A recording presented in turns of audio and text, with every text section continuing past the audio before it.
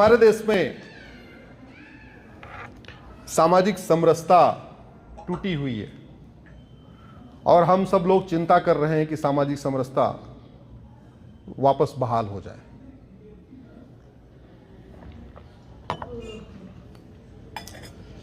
कोई भी बीमारी ठीक करने के पहले आप डॉक्टर साहब के पास जाएंगे, भाई डॉक्टर साहब ये दिक्कत हो गई। डॉक्टर साहब पूछेंगे कब दिक्कत आई, क्या कर रहे थे, कैसे हुआ। डॉक्टर दवाई देने के पहले रूट काज एनालिसिस करते नहीं करते डॉक्टर साहब? देखिए हिस्ट्री लेते हैं, हाँ हिस्ट्री लेते हैं। तो ये जो सामाजिक छुआछूत आई है, समरसता आई है, वास्तविक ये वास्तविक है या कितनी वास्तविक है और कब शुरू हुई, इसका अध्ययन करना जरूरी है। अगर छुआछूत बहुत पहले से होता तो महर्षि अंगिरा, महर्षि याज्ञवल्क्य, महर्षि अगस्त्य, महर्षि लोमस, महर्षि कपिल, महर्षि व्यास, महर्षि गर्ग, महर्षि जैमिनी, महर्षि देवल, आधे से ज्यादा जो हमारे महर्षि हैं उनकी माता दलित नहीं होती। अगर ये छुआछूत आदिकाल से होता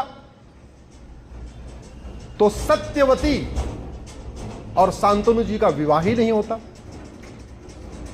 अगर ये छुआछूत आदिकाल से होता तो स्वयंवर प्रथा ही नहीं होती।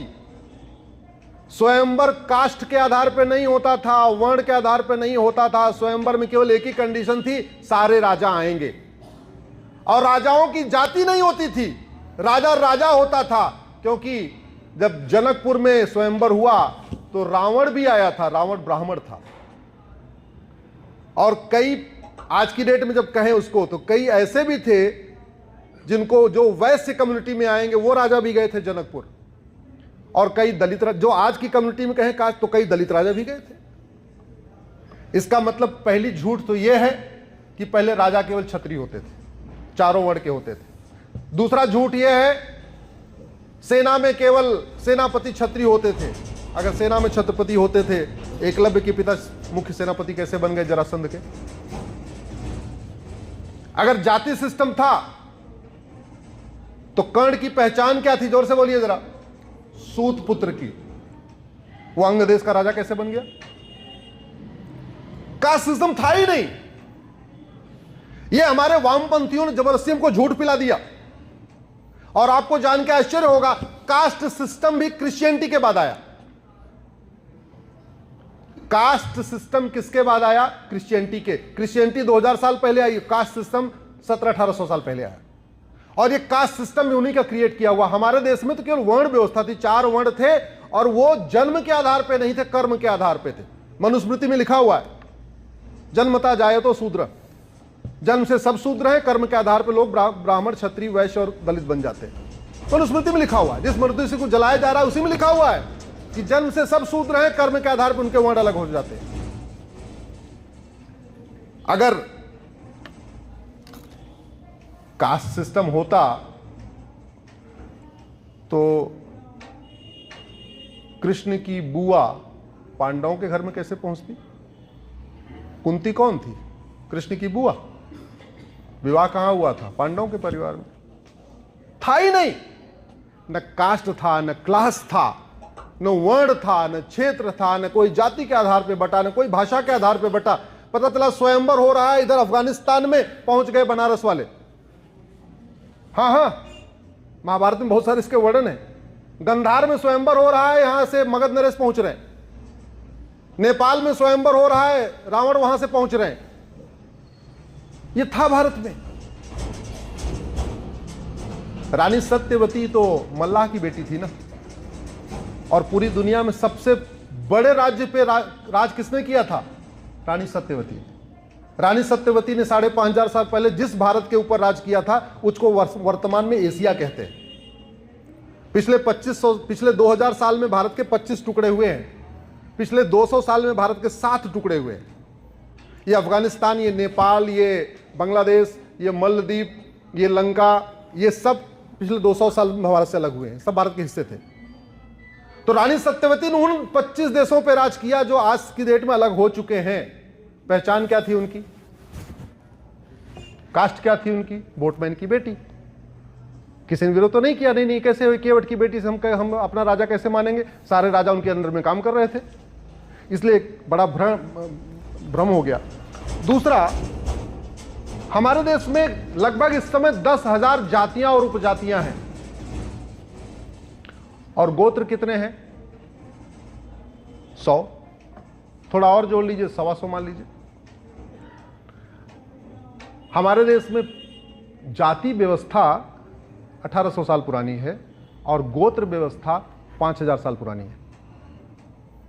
गोत्र व्यवस्था का लाभ यह है, अभी हम कश्मीर से कन्याकुमारी तक 10,000 जातियों में बटे हुए हैं। अगर सब लोग अपना गोत्र लगाना शुरू कर दें तो हम 100 गोत्रों में इकट्ठा हो जाएंगे, और ये अलग अलग होता है। मैं अपना उदाहरण देता हूं। मैं पूरे देश में घूमता हूं तो लोगों से पूछता रहता हूं बातचीत करके। मैं प्रयाग का रहने वाला हूं, मेरा गोत्र भारद्वाज है, जाति के हिसाब से मैं ब्राह्मण हूं। अयोध्या के आसपास के ठाकुरों का गोत्र भारद्वाज है। मेरठ मुजफ्फरनगर में जाटों का गोत्र भारद्वाज है। और आपके यमुनानगर चले जाइए, सोनीपत पानीपत में, तो वहां पे सैनी जो शेड्यूल कास्ट में आते हैं उनका गोत्र भी भारद्वाज है। मालवा में चले जाइए, दलितों का गोत्र भारद्वाज है। सिस्टम कैसे था? हमारे जितने ऋषि महर्षि थे एक जगह रुकते नहीं थे, ये ट्रेवल करते थे। जैसे आज की डेट में जैन मुनि ट्रेवल करते रहते हैं ना, हमारे पहले महर्षि भी सारे ऐसे ट्रेवल करते थे। 3 महीने यहाँ, 3 महीने वहां, 3 महीने वहां, 3 महीने वहां। जहां जाते थे वहां एक उनके लिए छोटा आश्रम बन जाता था, वहां 3 महीने रहते थे, सबको ज्ञान देते थे, शिक्षा लेने वाला काम करते थे। सब लोग उनसे गुरुदक्षिणा लेते थे, गुरुमंत्र लेते थे।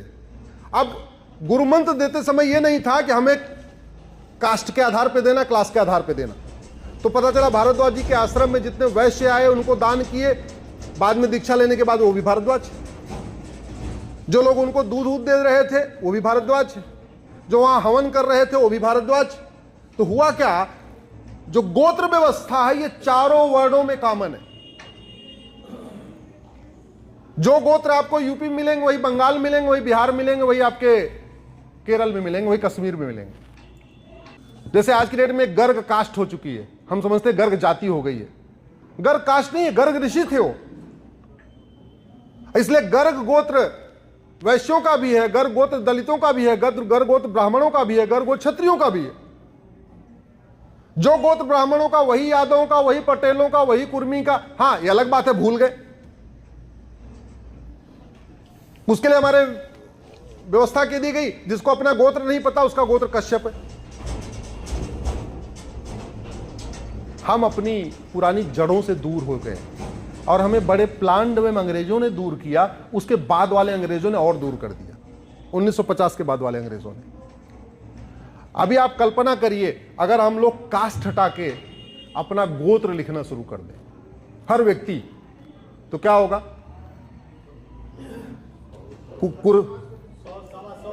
हाँ, अभी जो 10,000 जातियों उपजातियों में बटे हैं, हम 100 गोत्रों में जुड़ जाएंगे। फायदा क्या होगा? जो गोत्र सिख का होगा वही गोत्र जैन का होगा, वही गोत्र बौद्ध का होगा, वही गोत्र हिंदू का होगा। जो ब्राह्मण का गोत्र होगा वही क्षत्रिय का गोत्र होगा, वही वैश्य का गोत्र होगा, वही दलित का गोत्र होगा। जो गोत्र बंगाली का होगा वही कश्मीरी का होगा, वही कन्नड़ का होगा, वही तेलुगु का होगा, वही मलयाली का होगा, वही पंजाबी का होगा, वही गुजराती का होगा।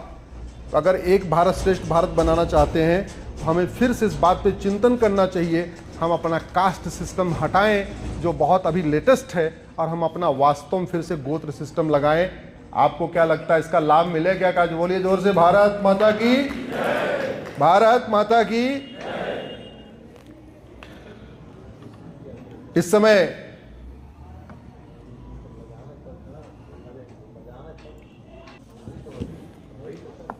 किसी भी चीज को शुरुआत आपको मंदिरों से कराना पड़ेगा। हमारे धर्मगुरु, हमारे कथावाचक, हमारे महामंडलेश्वर इस चीज को अगर लीड करना शुरू करेंगे, आओ वापस चलो, आपस में अपने गोत्र व्यवस्था में चले, अपने संस्कार व्यवस्था को अपनाएं, तो मुझे लगता है इसको दोबारा से कर सकते हैं। इसकी जरूरत इसलिए है, पहले इसकी जरूरत ही नहीं थी। भाई राम लक्ष्मण भरत शत्रुघ्न ने तो अपना सिंह नहीं लगाया, युधिष्ठिर भीम नकुल सहदेव ने अपना कुछ नहीं लगाया, क्योंकि पहले पॉपुलेशन कम थी, एक एक नाम से काम चल जाता था। संख्या बढ़ी तो 2 नाम चाहिए था भेद करने के लिए। एक का नाम राम हो गया, एक और बच्चा पैदा हुआ, पिताजी बोले नहीं हम भी राम रखेंगे, बोले काम करो राम मत रखो तो राम आश्रय रख लो। अब गांव में फिर एक बच्चा पैदा हुआ, बोले जी हम भी राम ही रखेंगे, तो बोले काम करो राम कुमार रख लो। फिर कोई बच्चा पैदा हुआ, बोले हम भी राम रखेंगे, तो बोले राम अचल रख लो। तो कोई राम कुमार हो गया, कोई राम अचल हो गया, कोई राम आश्रय हो गया, कोई राम सिंह हो गया, कोई कुछ न कुछ आपको करना पड़ेगा ना। तो आज की डेट में इतनी पॉपुलेशन हो चुकी, एक नाम से काम चल नहीं सकता, तो आपको 2 नाम चाहिए। मेरा मानना दूसरा जाति की बजाय अगर दूसरा हम अपने गोत्र रखना शुरू कर दे, जिसका जो गोत्र है, जिसका सांडिल्य है, जिसका गर्ग है, जिसका भारद्वाज है, जिसका वत्स है, जिसका गौतम है, जिसका जो गोत्र है। और चलो हम बड़े हो चुके, हम तो नहीं रख सकते, अरे अपने बच्चों का तो रख सकते हैं ना, जो आज के बाद 2026 के बाद पैदा होने वाले हैं या पैदा होंगे, उनका रख सकते नहीं रख सकते? उनको किसने रोका हुआ है? अभी तो शुरुआत कर ही सकते हैं ना। इस समय बांग्लादेश की स्थिति के बारे में कितने लोग जानते हैं? सब लोग जानते हैं।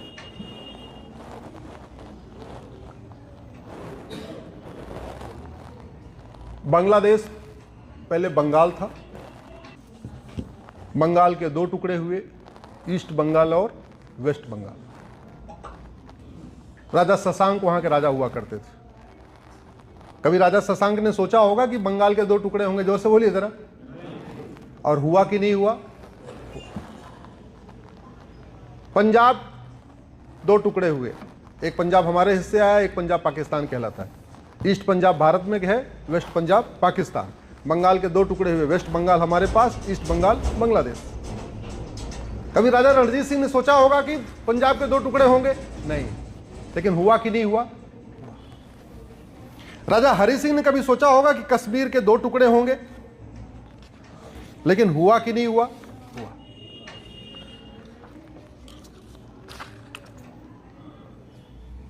दुर्योधन का ननिहाल गंधार, जहां से माता गांधारी आई थी, देखते ही देखते अफगानिस्तान हो गया।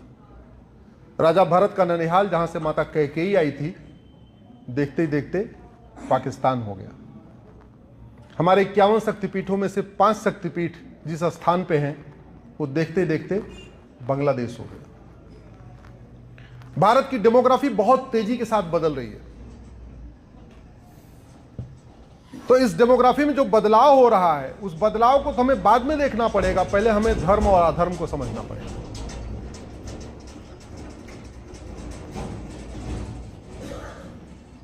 हम सत्य और अहिंसा की बात करते हैं,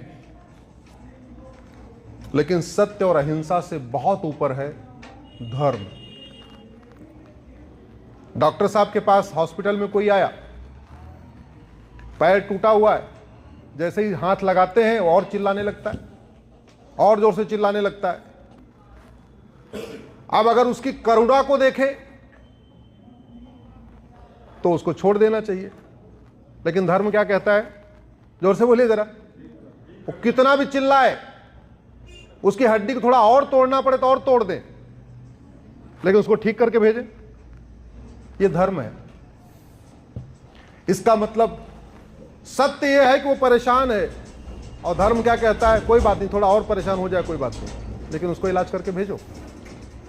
तो सत्य से ऊपर धर्म है, और धर्म का उल्टा अधर्म।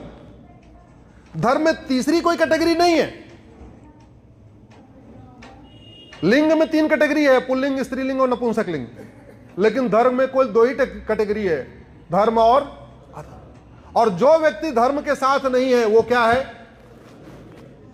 उसको सेकुलर नहीं कह सकते। हां, अधर्म को छिपाने के लिए कोई सेकुलर अपने आप को कह दे मैं तो सेकुलर हूं ना, ये नहीं चलेगा।